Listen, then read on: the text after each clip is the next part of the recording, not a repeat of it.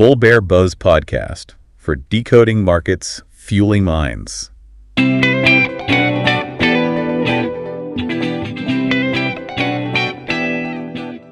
Welcome to the Deep Dive. You're here because you want to get past the headlines and really understand what's driving the Indian stock market. Today, we're zeroing in on Monday, April 21st, 2025. It was, a day with a lot of green across the board. Yeah. We've gathered the key reports, the analysis. So let's unpack what went down and maybe more importantly, what it could mean for you. Overall, looked like a pretty positive day, right? Absolutely. A strong close. The Sensex jumped over 850 points, finishing above 79,400. That's more than a 1% gain. And the Nifty 50, same story, really. Up over 270 points, closing above 24,125. Also up over 1%. What's really grabbing attention, though, is this is the fifth day straight of gains. Some are saying it's possibly the strongest run we've had since maybe early 2021. Over 4 years ago. Wow, 5 days straight. That definitely makes you pay attention. But, the big numbers often hide the details. We saw quite a few stocks hitting new highs, but then also a decent number hitting new lows. So what's the story there? Yeah, that's a really crucial point. The overall market tide was high, but individual stocks, they were all over the place. We had about 115 stocks hitting their 52-week peaks. Big names like Bajaj Finserv, HDFC Bank, they were in that group. Even Indigo hit a new high. Maybe some optimism about travel there. Okay, so strength in those areas. But then the flip side stocks hitting yearly lows. Exactly. On the other side, 48 stocks hit 52-week lows. Sai Silks, the retailer, Popular Vehicles and Services, they were down there. It just goes to show, even when the market's booming overall, you always have companies facing specific headwinds or, where sentiment is just weaker. It's a good reminder, I think, that a rising tide doesn't always lift every single boat. Makes perfect sense. So looking at what really drove that big market jump, it sounds like banking was a huge factor. Oh, without a doubt. The Bank Nifty Index, it tracks the big banks. It surged almost 2%, closing above 55,300. And a lot of that power came from the strong Q4 earnings we saw from some major private banks. Right, those bank results have been front and center. And it wasn't just banks pushing things up, was it? Other sectors chipped in. Correct. IT showed some decent gains, and so did asset management companies. HDFC Asset Management, for instance. Its shares jumped nearly 6% after their earnings dropped. So that suggests investors, they really liked what they saw in terms of performance and maybe the outlook, too. So strength concentrated in financials, related areas, and tech. And it wasn't just the giants doing well, the really big companies. No, it seemed like the positive feeling spread out a bit. The Nifty Midcap 100 and the Small Cap 100 indices, they also had strong rallies. That suggests investors were looking beyond just the blue chips for potential opportunities. Okay, so generally upbeat, but with some interesting currents underneath at the stock level. Our mission in these deep dives is always to get to the why.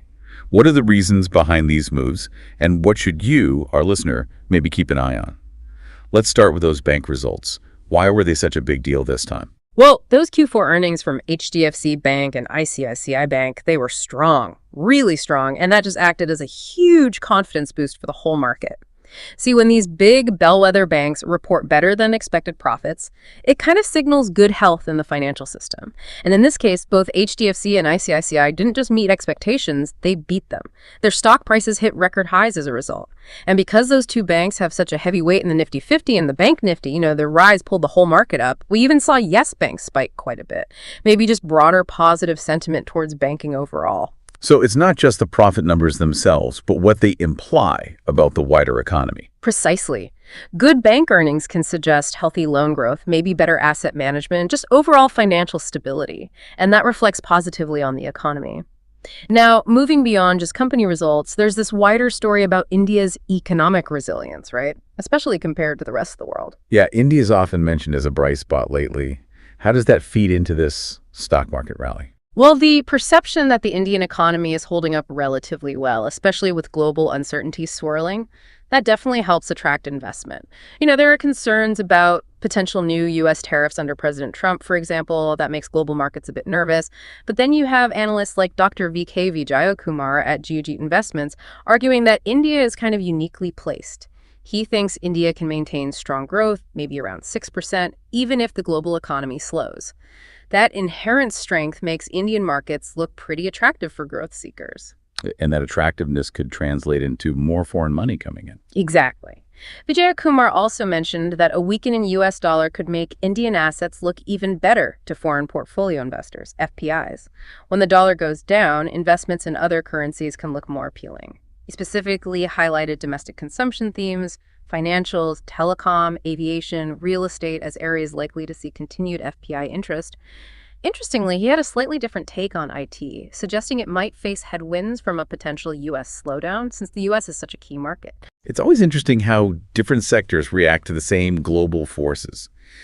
Now, another thing creating some positive buzz seems to be this potential U.S.-India trade deal. We saw VP Vance visiting. What's the market thinking there? Yeah, there's definitely a sense of optimism building around that. The idea of a significant trade agreement is appealing. The fact that these high-level talks are happening with a reported deadline of July to maybe avoid new tariffs, that's seen as a positive sign. Vijay Kumar even framed it as a potential advantage India situation, at least in the short term, for the market. The hope is, a good trade deal could boost Indian exports, strengthen the economy further, and make Indian companies look even more attractive. So, positive economic signs, potential trade wins. Let's talk monetary policy. Inflation numbers look pretty mild. How does that play into things? Right. The CPI, the Consumer Price Index for March, came in relatively low at 3.3%, mainly because food prices moderated a bit. Now, when inflation is benign like that, it fuels hope. Expectations, really, that the RBI, the Reserve Bank of India, might have room to cut interest rates, specifically the repo rate. There's talk of potential cuts of maybe 75 to 100 basis points by the end of the next financial year, FY26. So that's like 0.75% to 1% potentially. Exactly. A basis point is just 0.01%. And lower rates are generally good news for businesses, correct? Precisely. Lower interest rates mean cheaper borrowing costs for companies. That can encourage investment, expansion, ultimately boosting profitability. So the anticipation of these potential RBI rate cuts is definitely adding to the positive market mood. It suggests a more favorable backdrop for corporate earnings ahead. Okay, now let's switch gears slightly to the technical side. We hear about charts, moving averages. For those who aren't chart experts, what did the technicals tell us about the recent market action? Well, technical analysis looks at past price and volume to find patterns, potential future moves. And in this case, the market crossing key moving averages last week, the 20-day and 50-day simple moving averages that's seen as positive by technicians, think of them like trend lines. Crossing above suggests the short-term trend might be turning up. Plus, on the weekly chart, there was a bullish candle formation, basically a pattern showing strong buying pressure during the week. The market seems to be in an uptrend continuation pattern on both daily and weekly charts, suggesting this upward momentum could continue. So the charts are kind of backing up the positive fundamental news we've been talking about. Largely, yes. Samit Chavan from Angel One pointed out the Nifty 50 still has some way to go before its all-time high. He sees near-term upside targets around 24,050 and then maybe 24,545. He also mentions support levels, places where buyers might step in if there's a dip around 23,600 and a stronger floor near 23,250. He's optimistic, but he did add a note of caution, saying the next leg up might be a bit more gradual. Okay, so maybe not a rocket ship, but a steady climb. And there was also some sector-specific technical analysis. There was. Aditya Gagar from Progressive Shares highlighted bullish patterns in a few sectors. Autos, for instance. He sees potential breakouts in stocks like Apollo Tires, JK Tires, Ashok Leyland, suggests they might move up significantly. Energy too, BHEL, ONGC, oil, Petronet showing positive chart signs. PSU banks like Canara Bank and SBI are showing something called an inverted head and shoulders pattern that's usually seen as bullish. And in realty, Lodha and Prestige Estate have patterns suggesting potential upward moves as well. That's quite a range of sectors looking good technically. Suggests pretty broad positive sentiment among the chart watchers. And we shouldn't forget the Nifty crossing a really major long-term technical level, right? Absolutely. That's a big one. On Monday, the Nifty 50 crossed its 200-day moving average, the 200 DMA, for the first time in almost 4 months.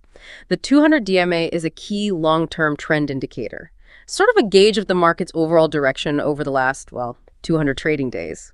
When an index gets above its 200 DMA, it's generally taken as a positive signal, suggests a potential shift to a more bullish long-term trend. So breaking that long-term line is a significant marker for the market's health. Precisely. And the Nifty surge has been strong over 11% in just 8 trading sessions. It's moved above the 200 DMA and also shorter and medium-term averages. Nomura, the financial services firm, thinks the worst of the tariff worries might be over, except maybe for pharma. They also see the U.S.-India trade talks as a positive. They've even put out a nifty target for March 2026 based on this. What's interesting is how many nifty stocks are now above their own 200 DMAs. 21 out of the 50 includes big ones like HDFC Bank, ICICI Bank, Bharti Airtel. That broad participation adds weight to the bullish case. Really highlights how widespread this move up has been.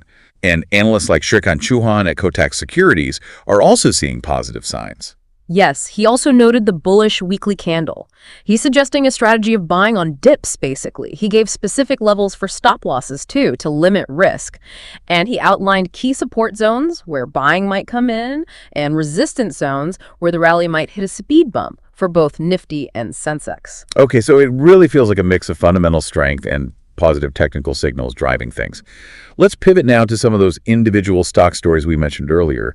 Burlesoft saw a decent rise. What was happening there? Yeah, Burlesoft went up over 4%. The main trigger was its removal from the NSE's Futures and Options, or F&O, ban list. Basically, stocks get put on this list if too many derivative bets build up. Getting removed often leads to renewed trading interest. And something about its options being cheaper. Right. Axis Securities pointed out that Burlesoft has relatively low implied volatility right now. That's the market's expectation of future price swings. Lower volatility makes options cheaper, which can be attractive, especially for bullish investors. Business-wise, Burlesoft is in banking, financial services, insurance, healthcare, energy, manufacturing. Quite diverse. An analyst, Anshul Jain, sees potential for more gains. He noted it had a big price correction earlier, then showed a bullish reversal pattern. He's looking at its 50-day EMA as a potential target, but he also mentioned it's underperformed its sector over the past year, so a bit of a mixed picture there too. Okay. Moving to another gainer, Muthoot Finance. What drove their stock up? Muthoot Finance rose over 4% after its board approved a pretty hefty interim dividend, 26 per share. That's a direct payout to shareholders. The board also recommended boosting the company's borrowing limit significantly, up to 2 lakh crore. That kind of suggests they might be planning for future growth or more lending. The record date for the dividend is April 25th, and they plan to pay it out within 30 days. They also recommended a new independent director. So, rewarding shareholders now and signaling future plans. Seems like the market liked that combo. ABB India also made news with a big move. Yes, ABB India gained after announcing plans to spin off its robotics division into its own separate listed company. The stock opened higher on that. Now, ABB's current price is still off its 52-week high, but it's worth remembering it's been a massive wealth creator over the last 5 years. This spin-off is likely aimed at unlocking more value, letting investors bet directly on the robotics part of the business. Interesting. Now, let's talk about a group that always gets attention, the Adani Group stocks. Looked like a mixed quarter in terms of who was buying and selling. That sums it up well. In Q4 of the last financial year, Indian mutual funds actually increased their holdings in 6 out of the 11 Adani companies.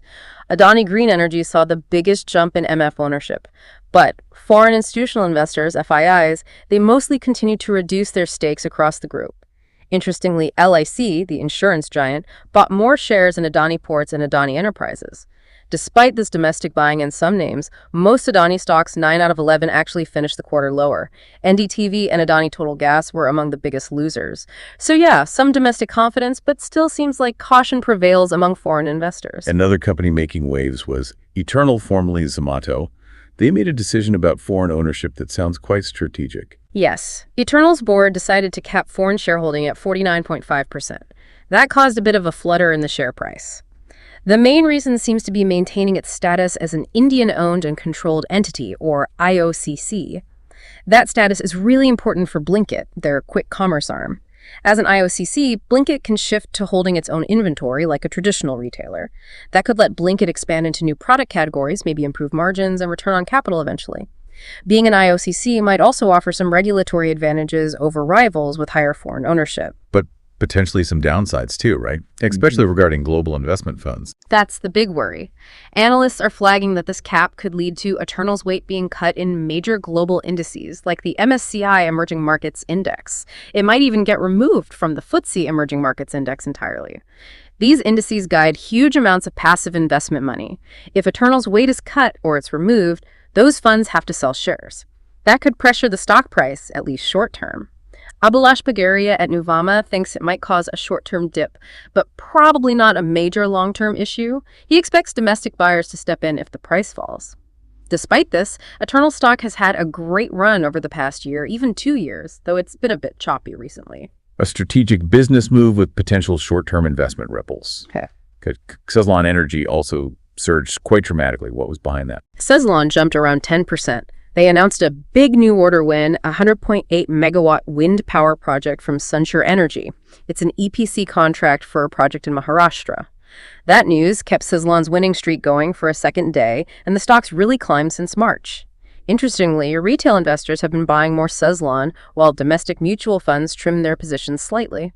Analysts generally sound positive. They point to a record order book, better manufacturing capacity, improving financials.